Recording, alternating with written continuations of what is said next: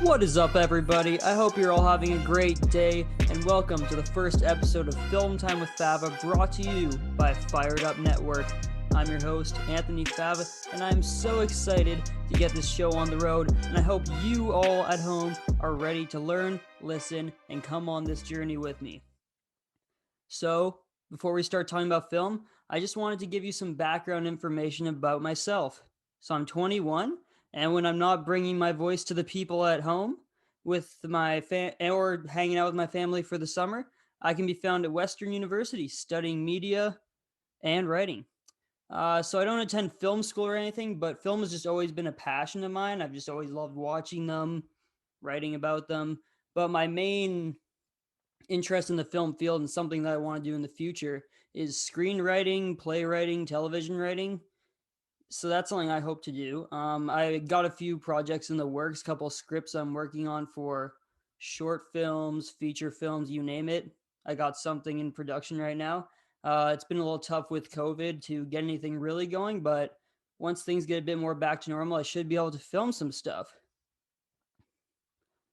So besides that, um, yeah, if you want to hear about any of those projects, just feel free to reach out on my social medias. My Instagram is Favalicious, and my Twitter handle is A_Fav24.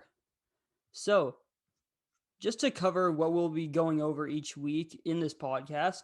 So, I'm just going to be mainly talking about the new films that come out every week, whether it be big releases, indie films, independent films, stuff like that. But when there's not a film to really review or talk about, I'll just be going over some other things, whether it's top 10s, my thoughts on past films, things about the industry, news, gossip. And yeah, when I do review films, though, I will be rating them on a 1 to 5 scale. So I'll go over that scale now. So if I give it a 1, it means get in the bin. That thing is trash. Get it out of here. Number 2, skip it. You don't need to watch this one. It's not horrible, but you could go without watching it. A 3 out of 5 is give it a watch. It's not amazing, it's nothing groundbreaking, but you should enjoy viewing it. So a 4 out of 5 is very good. This is a solid movie. You should definitely watch it. Is it the next Citizen Kane? No, but it's still a very good movie. And a 5 out of 5, now that's very rare on the Film Time with Fava rating scale. A 5 out of 5 is award season bound. Pull out the Oscars, ladies and gentlemen. This thing deserves it. So, now that we have that in mind, the film we will be talking about this week and that I will be reviewing is Cruella, which is the new Disney film directed by Craig Gillespie and starring actresses Emma Stone and Emma Thompson. Emma Stone, of course, plays the title character of Cruella de Vil in this movie, and she actually does a very good job in this role. But before I get to that, spoiler alert, there will be spoilers of the movie Cruella in this. So if you don't want to hear those, watch it and come back and hear my thoughts. So let's start with the premise of this. So this is meant to be a prequel to the original 101 Dalmatians from 1961. Of course, this movie is about a couple whose Dalmatians lose their puppies and then end up finding 84 additional ones, bringing their total to 101. And while this all happens, an evil fashionista named Cruella de Vil is hunting down these puppies and the older Dalmatians to turn them into a fur coat. PETA, where were you at? Anyways, so this movie acts as a prequel, and Emma Stone is featured as Cruella, who in this is in 1970s London as a fashion designer. So as we go deeper into the actual plot itself, let's talk about some of the performances. Because I want to start off with the positives of this movie, okay? Because there are some positives. So the performances in this movie, first of all, the title character, Cruella, played by Emma Stone. Used to have a crush on her in grade 6, no biggie. Anyways, she really brings this character to life. She covers both sides, because the character of Cruella in this movie almost has a split personality. She has her birth name, Estella, in which she's more timid, reserved, just really wants to make it in the film industry. Film industry. I meant fashion. Trying to break into the film industry. I'm getting myself confused with Cruella here, people. Anyways, she's trying to break into the fashion industry. Then on the other end of the spectrum, we have her alternate persona, if you would, who is Cruella, who's a lot more, how do I say this, rebellious, a lot more rude to her friends, which is something I'll talk about later, and just a lot more like sassy, rule breaking, not afraid to push the envelope kind of thing. And she really brings both of these parts to life. The contrast in her acting performance is very good, especially with her being American and having to use a British accent for the whole movie. Actually, there's only one part of the film where I noticed this accent breaking, and it was after she sang a musical number. So that's something to note. She does a very good job of that. Besides Emma Stone's performance, we have Emma Thompson, an older actress, but brings the character of the Baroness, who is Cruella's employer, but also, spoiler alert, her mother. This is revealed later in the movie. I'll talk about that not very good twist later, but she does a very good job in this role. She almost plays like a parallel to Cruella in that they are both very cruel. I mean, Cruella, cruel. They're both very cruel to the people around them, be it their friends or their workers, and they both just really think a lot of themselves, both fashion wise and personally. And seeing Emma Stone's character working for her really lets you know where Cruella got a lot of her traits from. But yeah, Emma Thompson was really good as the Baroness in this movie. So moving on to some of the male characters, we have Jasper, who's played by Joel Fry. Nothing really bad to say about his character. He was just kind of there. Like, he was supportive of Cruella for most of the movie. But the main male character I want to talk about in this movie is Horus, who is played by Paul Walter Hauser, who you may know as Stingray from Cobra Kai, one of my favorite TV shows. Love Cobra Kai and the original Karate Kid. You might see them in a top 10 list, those two coming up. But yeah, he was great in this. He's an American actor, and I couldn't tell he was American in this. His British accent was top tier. Mwah, chef's kiss. Yeah, he was I wouldn't say he was a smaller character, but he was definitely a side character. But he really worked with the amount of dialogue and role he was given. Then some of the smaller characters. There's the journalist Anita and the lawyer Roger, and these names you may find familiar because these are characters from the original 101 Dalmatians movie from 1961. Um, yeah, so basically in the original ones, these characters, they are the people who own the Dalmatians. And I'll get to another twist. Yeah, this movie has a lot of twists, too many in my opinion. But yeah, in the original one, they own the dogs that go loose and everything, and it's shown that Anita is friends with Cruella de Vil.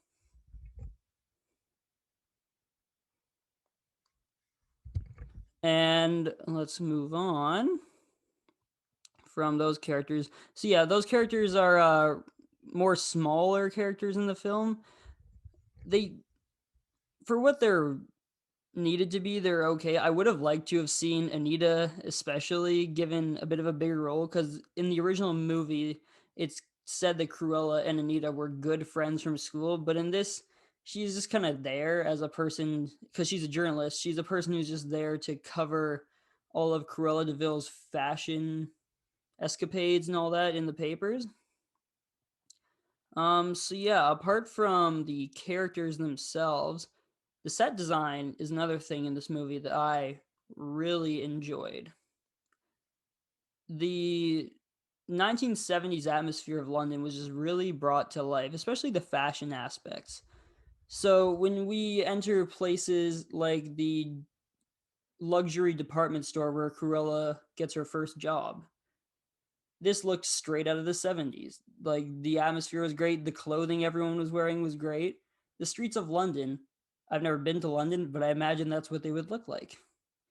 The Baroness's fashion factory where all her seamstresses make the clothing. This place looked incredible. It had all this glass everywhere. It made for some really nice shots. Um So unfortunately, that's honestly where the good in this movie ends for me, which might be surprising because I know a lot of critics have said that this movie was actually pretty good. I think it has a 74% on Rotten Tomatoes right now.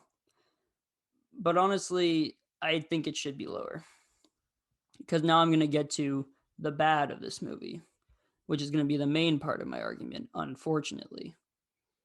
So, getting on to the bad.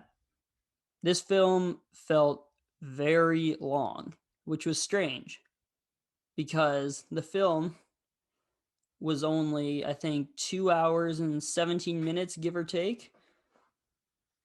And I watched it all in one sitting. And I watched a few more parts of it just to like make sure I got everything. But yeah, when I was watching it, there was just a couple of places where I thought to myself, "Is this over yet?" Because it felt so long. I I've seen movies like Avengers Endgame, 3 hours plus, Avatar, 3 hours plus, Gone with the Wind, 3 hours plus. These movies did not feel nearly as long as Cruella.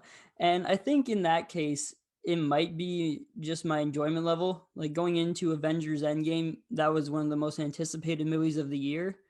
Cruella, I didn't really have a lot of excitement going into it. So I was kind of hoping that with my low expectations, it would kind of, what am I trying to say? With my low expectations, I was hoping it would surpass them. But I feel like I just kind of came out of it like, yeah, that was okay. And I think the length of the movie, although it didn't seem long, that had a lot to do with my enjoyment. Um, Another thing that's very popular in a lot of modern movies is the CGI, or the computer generated images. And in terms of the CGI in this movie, there wasn't a lot of it because obviously it wasn't meant to be a very CGI like epic film like The Avengers or Avatar, like I previously mentioned. It's meant to be a character piece about one of the most popular Disney villains. Now, in some areas of this movie, the CGI looked great. The main areas where the CGI was used was in animating some of the dog. There's a lot of dogs in this movie. I mean, that should be obvious. Not just Dalmatians, but like Cruella and her gang have a couple puppies with them too. And in some cases, the CGI was really good with the subtle things I noticed. There's one part where a dog goes back and just shakes its head like this. Like you could tell it wasn't real, but it looked like it could be. It looked pretty plausible that the dog could actually do that. But then there was other scenes, like when, spoiler alert, the Baroness tells her Dalmatians to knock Cruella's mother off the cliff of her mansion estate. Yeah, when she calls the Dalmatians, just like their teeth and their mouths being open and growling, it all just looked really fake. Even they're running, like you could tell they weren't actually there, which was contrasted a lot when you actually saw the Dalmatians, which were real for the most part. It just it didn't feel like they were real in a lot of the situations they were in. So that wasn't a big issue, I guess, since it wasn't a huge part of the film, but it was still something I took away. Now, in terms of the main character, Cruella, or Estella, became very unlikable in the second half of the film. Now, this is when she kind of abandoned her Estella persona, the more naive, chasing her dream kind of thing, for someone who wanted to like win at all costs and like didn't care about her friends anymore and it was like fashion over everything. Yeah, this character just became really unlikable for me. And I know that Cruella de Vil is a villain, but you're supposed to be rooting for the main character. And a lot of times in the middle of the movie, I was really questioning whether I was rooting for her or whether I was rooting for her failure, honestly. Yeah. By the end, I was rooting for her a bit more, but with the ending, she chooses to abandon her Estella name and persona completely in favor of the Cruella one of being all sassy and win at all costs sort of thing. And yeah, even when she won at the end, got the Baroness put in prison, I still really didn't like her character. This is nothing against Emma Stone. Her performance was great. She did nothing wrong. I think it was in the writing of her character that she was just so hated by me for some reason. um yeah, I'll leave that part at that. So the film opens with Cruella's childhood, and we see that, she was born with the half white, half black hair. Real XXX Tentacion looking girl, if you ask me, but hey, whatever. But yeah, this part, it was good. The child actors did a good job, but this, like the whole movie in general, felt very long. Like, I was watching, it was to the point where I was about 15 minutes into her childhood, and I was just thinking to myself, so is this going to be like half the movie? And that was 15 minutes in. That just shows how much I think this part dragged. Which sucks, because it should be cool to have the origin story of this villain, but it just felt like this part wasn't as important as what was to come. They should have just, in my opinion, covered the main beats. Cruella's mom dying by the Dalmatians pushing her off the cliff. That's a weird way for her to die in this, and that'll bring me to another point, but anyways. Yeah, they cover this whole part where she goes to this boarding school out in the country. Then she gets kicked out. And then they go to this mansion where her mom ends up dying by the Dalmatians pushing her off the cliff. And I just felt like, why couldn't we start it with her mom dying instead of having this whole history of her being born with black and white hair? Like, this could all be covered in a conversation, and yet they spent so long with the child version of her. Yeah, I just think that could have been cut down a lot. And that's just my opinion. Some people may have liked that part. Um, yeah, so speaking of her mom dying by way of Dalmatians, I guess, pushing her off a cliff, they kind of just like jumped at her and she somehow fell off. But yeah, speaking of this kind of dark point in the movie, I feel like the film couldn't really decide whether it wanted to be a fun Disney film or whether it was just a serious character piece. And I was really hoping for the latter. Now, I'll admit, in the trailers leading up to this movie, they kind of made it seem like a Disney version of The Joker by Todd Phillips. And this movie, a lot of people, it has mixed opinions. A lot of people didn't like the direction that movie went, but I, for one, really liked The Joker. I liked that it really explored the character and what was going on in his mind, especially with the focus on mental illness nowadays. I feel like it was really cool to see the inner workings of someone's mind like that, especially when they eventually snap. And that was the vibe I was getting from the Cruella trailers early on. And I wasn't too happy about that because I felt like they were just rehashing what we had already seen with the Joker, but in a far less serious tone. And in some aspects, we did get that here. Cruella does outline some of her past and how that has made her who she is today. And she has some personal moments where she's coping with the loss of her mom or trying to figure out how she's going to succeed in life. But then there's other parts of this movie where Cruella, through the help of her friend Jasper, gets an interview at the department store where she ends up working. And they could have just ended it there and he could have been like, oh yeah, like I know a guy who knows a guy that works there. But no, instead what they did is he was like, oh yeah, I have my ways. And then it cuts away to an image of the office where they choose who gets hired. And Jasper rappels down from the ceiling and puts her application in the accepted pile.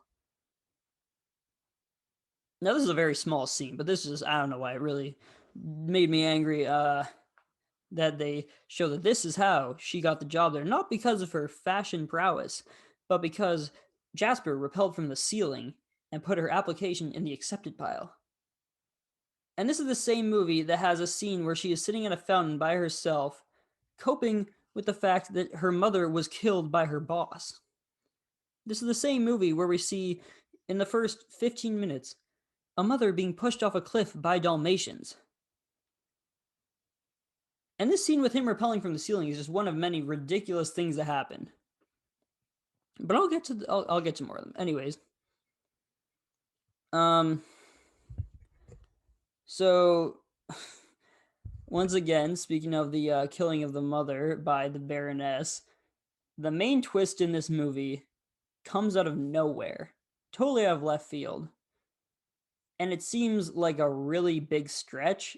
And I feel like they either needed to set this up better or just have left it out completely. So basically, spoiler alert once again, the twist of the movie is that the Baroness, the lady who employs Cruella, is actually her real mother.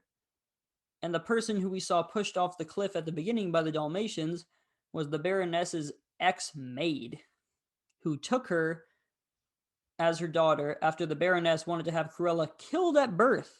But luckily, the butler saved her and gave her to the maid. Yeah, so that was dark. But yeah, this really seemed to come out of nowhere. And when it happened, usually with these big twists, you should be like, what? But I was kind of just like, what? You see the difference in the what's there? Yeah. But yeah, no, that twist really came out of nowhere, and I don't think it was for the better in this case. I think the movie could have been a lot better if they had hinted at this earlier by maybe the Baroness saying that she had a daughter, like not explicitly saying, "Oh, I had a daughter, but I gave her up," just being like, "Yes, I had a daughter," or maybe her talking about how she doesn't like children, or her saying, "Oh, how she always hoped a daughter would turn out like Estella did." Things like that could have set this up better, or they could have just removed it, and you get the same kind of thing, except with the Baroness as her mentor at the end rather than her mother. Yeah, so speaking of the ending I felt it was rewarding in a sense because we see the Baroness learning that Emma Stone, aka Cruella, is her daughter. But then Cruella tries to pull the fast one on her by knowing that the Baroness is going to try and push her off the cliff after finding out about this. And she does push her off the cliff. But then, lo and behold, Cruella pulls a parachute out of her rear end and lands in the water. And my boy Stingray from Cobra Kai pulls up in the canoe, picks her up, and she comes back as Cruella and is like, "Oh my God, Estella's dead! No, it's just Cruella." And everyone's like, "Oh yeah, yeah, Estella's dead, but Cruella's still alive," not knowing that it's the same person. Whatever. And then the Baroness goes to jail. Now, this ending, it's cool, you know, it kind of represents how she's letting go of her previous self and she's committing to being Cruella. But once again, the character of Cruella in this movie was so unlikable that I was kind of like, oh, I guess she's just here to stay now. Which sucks that I think that way, feel that way about the main character, but I guess that's just how she goes, you know? And so yeah, after the ending, we are treated to a post-credit scene. I know, I thought this was the MCU for a second, but no, this is Cruella. So honestly, this post-credit scene was a nice homage to the original 101 Dalmatians. So the scene features Roger and Anita being gifted two puppies. So at the end of the movie, spoiler alert again, Cruella takes the Dalmatians that were owned by the Baroness for herself, and she gifts Roger and Anita with two puppies of these Dalmatians. And these puppies are actually the parent puppies from the parent dogs, parent Dalmatians, from the original 101 Dalmatians. And as we know, in the original 101 Dalmatians, Roger and Anita are a couple who own these dogs and end up owning the 101 Dalmatians. And then there's this nice part at the end where Roger starts singing the Cruella de Vil song, Cruella de Vil, you know that one. He starts playing that, and it was nice. Honestly, I haven't seen the 101 Dalmatians in a while, but I watched some of it to prepare for Cruella. I watched some rundowns and everything. And yeah, this post-credit scene was nice, but I feel like since the Roger and Anita characters weren't that integral to the movie up to that point, I almost felt like, oh, so they were just here this whole time so that we could get this post-credit scene. Yeah, I feel like they should have been a bigger part of the movie in order for this to be rewarding. It was still nice though, but I also feel like it could have been just put at the end of the movie. I don't really know why it needed to be a post-credit scene exactly, but it was. I guess they think they're the MCU now. Well, they're both owned by Disney, so what do I know? Apparently not a lot. Yeah, and speaking of that link to the original movies, a lot of things didn't line up to the originals in this. And one of the main things was, now this, I don't know if this just didn't really line up, but it just didn't make sense at all. So my main question was, why would Cruella gift her friends Dalmatians? She gifts them these Dalmatians, and then years later, in the events of 101 Dalmatians, she her main goal is to skin these dogs and make a coat. So was she gifting them just to have them skinned? I mean, in that case, why wouldn't she just keep them for herself? I mean, I don't want to see dogs skinned, but like, I think Cruella went about it the wrong way. And also in the 101 Dalmatians original, we don't see a lot of the characters that are in this. No mention of the Baroness. Um, Cruella's former persona. Yeah. Let's see what else we got here. I think that's about it for the negatives of the movie.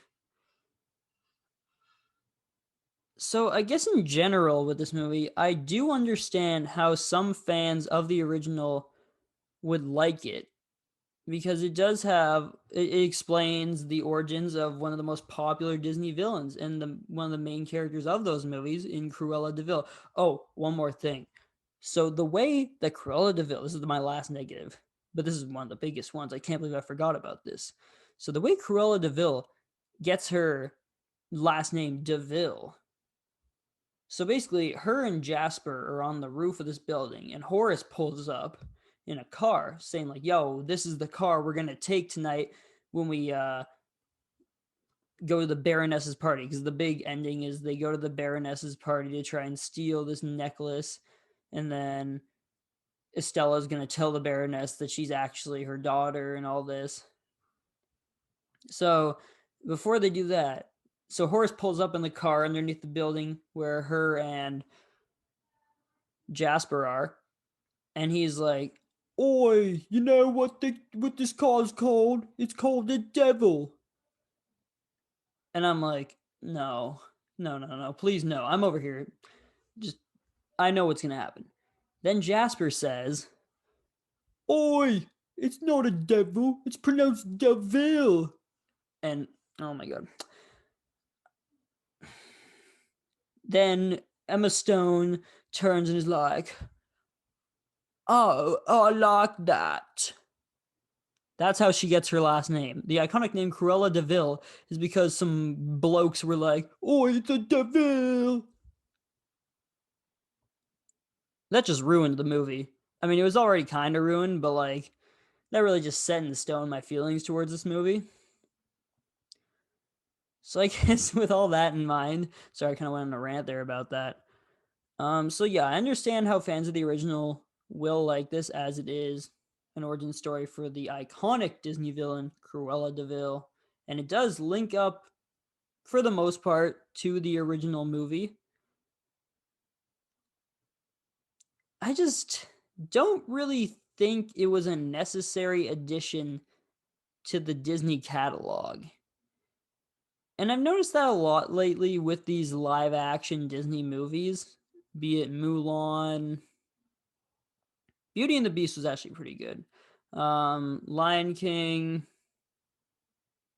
Yeah, those are the two main ones I can think of. But yeah, with a lot of these live action Disney movies lately, I just don't really see what they add to the catalog that Disney has made with such iconic movies. It has some really good aspects. Cruella has some really good aspects. And I do think a lot of care was really put into this movie, be it through the actors' performances, the set design, the costume design is another thing I didn't talk about, but that was excellent. But that's to be expected in a movie about a fashion designer. The costumes should be very fashionable and good. But besides that, yeah, I really didn't have a lot of fun watching this movie. There were some parts that I did enjoy, but for the most part, I kind of wanted it to end. So, I guess in terms of my rating scale, if you were a fan of the original 101 Dalmatians or just a Disney fan in general, I am a Disney fan, but I'd say you have to be a pretty big Disney fan. I'd give it, if you're in that demographic, give it a watch. But for me personally, I am going to give Cruella a skip it out of 5. So that's a 2 out of 5. But once again, that's just my opinion. And, you can let me know what you think on social media and just keep the conversation going. I told you my Instagram, Favalicious, and my Twitter, A_Fav24. Keep the conversation going. Let me know what you thought of Cruella. Honestly, in my opinion, not worth the $30 for the Premiere Plus on Disney Plus. That's just in my opinion. Yeah, so also on my social media, you can make suggestions of what you want to see next. As I said, I'll mainly be reviewing the top releases of each week, but in weeks where there's not anything coming out, I am willing to do top 10s, just talk movies. I'll have some special guests on. Stay tuned for that. We'll talk about TV, entertainment news, all that fun stuff. But if you have any suggestions of what you personally want to see, hit me up. Um so yeah, some things to look forward to in the future. Big releases. Black Widow, the new Marvel movie, will be coming out in July, as is Space Jam: A New Legacy. Now, that might be one of the biggest film time with Fava episodes because Space Jam is one of my favorite movies of all time. Sorry, that sounds really generic. It's super nostalgic for me. I've watched it since I was 3. Michael Jordan's my favorite basketball player, even though Raptors for life, we the North. Yeah, Space Jam: A New Legacy. That's gonna be a big episode. I'll have to have some guests on for that one.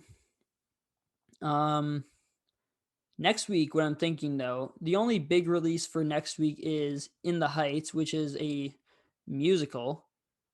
I will probably watch that. I'm gonna think about whether I want to do a full podcast about it. I might skim over that one. And instead, what I want to do is my top 10 favorite films of all time. Now, if that's something that you want to see, let me know.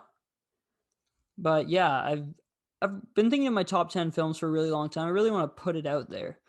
And I think that'd be something fun for you guys because then you could interact with that and tell me what you think of my list. Let me know your list. I think that'd be a really fun thing to do. So I guess for now, that is it for my first show. I hope you guys enjoyed watching Film Time with Fava. And hey, I'll see you next week. This is as real as it gets.